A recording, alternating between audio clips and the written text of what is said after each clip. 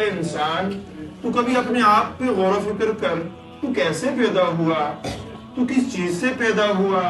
تو اس نطفے سے پیدا ہوا کہ اگر کپڑے کے ساتھ لگ جائے تو مسجد میں نہیں آتے، اگر کپڑے کے ساتھ لگنا تو دور کی بات ہے، انسان کے جسم کے ساتھ لگ جائے تو ہم گوارا نہیں سمجھتے کہ مسجد آنا یا کلام اللہ ہاتھ میں لینا، تو ہم ایک دم سے غسل کرتے ہیں، فوراً اپنے آپ کو پاک صاف کر لیتے ہیں۔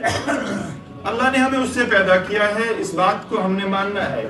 یخرج من بین الصلب والترائب کہاں سے نکلا جانتے ہیں آپ، سورہ طارق میں یہ واقعہ موجود ہے۔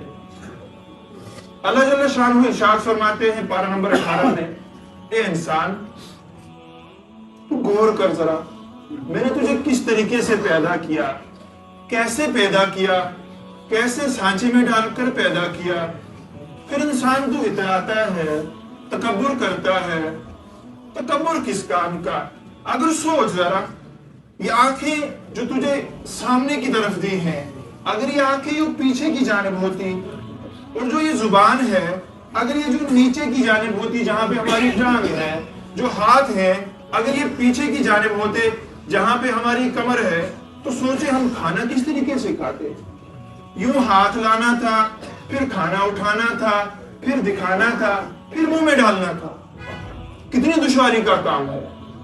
میں قربان جاؤں اس اللہ پہ جس اللہ نے ہمیں کس طریقے سے بنایا، پورا ایک مٹیریل آپ کے سامنے کھڑا ہے، سانچے میں ڈال کر کھڑا ہے، آنکھ بھی دی ہے دیکھنے کے لیے، زبان بھی دی ہے بولنے کے لیے، کان بھی دیے ہیں سننے کے لیے، ہاتھ بھی دیے ہیں پکڑنے کے لیے، اور انسان تو اتراتا ہے، تو فخر کرتا ہے، تو اپنے اللہ کو للکارتا ہے۔ کبھی سوچ تو صحیح، تو پیدا کس طریقے سے ہوا، تجھے پیدا کس نے کیا، تو بھول چکا ہے۔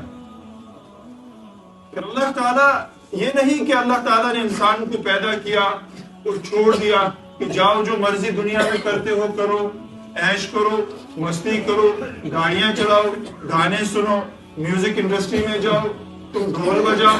نہیں نہیں نہیں، اللہ نے چھوڑا نہیں ہے۔ اللہ نے تھوڑی بہت ڈیل دی ہے، جسے میں یوں کہوں کہ لگام میری آ سکتی ہے، پکڑ میری آ سکتی ہے، اشارہ میں تمہیں دیتا رہوں گا۔ وہ اشارے کبھی زلزلے کے ذریعے سے ملیں گے، وہ اشارے کبھی سیلاب کے ذریعے سے ملیں گے، وہ اشارے کبھی کورونا وائرس کے ذریعے سے ملیں گے، وہ اشارے کبھی کسی اور بیماری کی وجہ سے یا کسی اور بیماری کے یہ پتہ چلے گا کہ ہاں ایک انسان بیمار ہے، ہو سکتا ہے اس نے کچھ کام غلط کیا ہو۔ اگر ایک بندے پہ آزمائش اللہ کی طرف سے آ گئی، وہ سمجھتا ہے کہ آزمائش مجھ پہ آ گئی تو آ گئی، میں گھبراؤں گا نہیں، میں روؤں گا نہیں، میں واویلا نہیں مچاؤں گا۔ اگر وہ یہ کام نہیں کرتا ہے، وہ سمجھتا ہے ہاں اگر یہ اللہ کی طرف سے ہے، میں اس پہ آمین کہوں گا، میں اس پہ آمین کہتا ہوں اور آمین کرتا رہوں گا، تو وہ انسان کامیاب ہے۔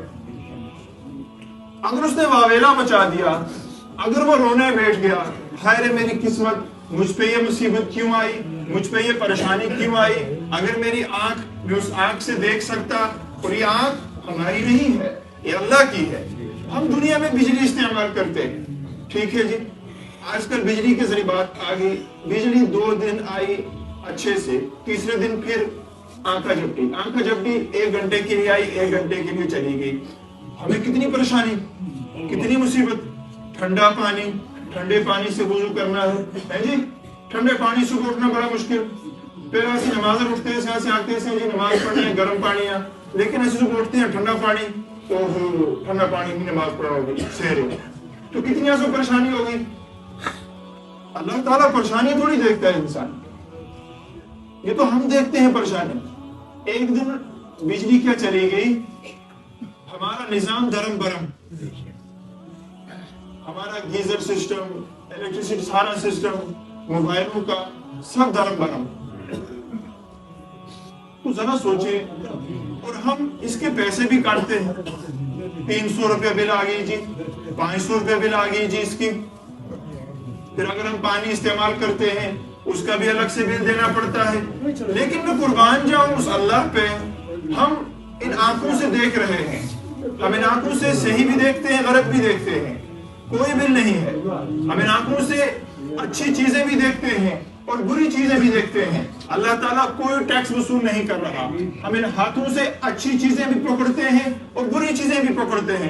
اللہ تعالیٰ کوئی ٹیکس نہیں لے رہا. ان پاؤں سے چل کر ہم اچھے کام بھی کرتے ہیں, ہم برے کام بھی کرتے ہیں. اللہ تعالیٰ کوئی ٹیکس وصول نہیں کر رہا. کوئی کام نہیں کہہ رہا کہ مت کرو, نہیں کرتے ہو. نہیں, اللہ تعالیٰ نے ڈھیل دی ہے. میرے بندو, ڈھیل دی ہے میں نے. جو کرتے ہو کرو, جو کرتے ہو کرو, جو کرنا چاہے کرو, لیکن لوٹنا واپس میرے پاس ہے.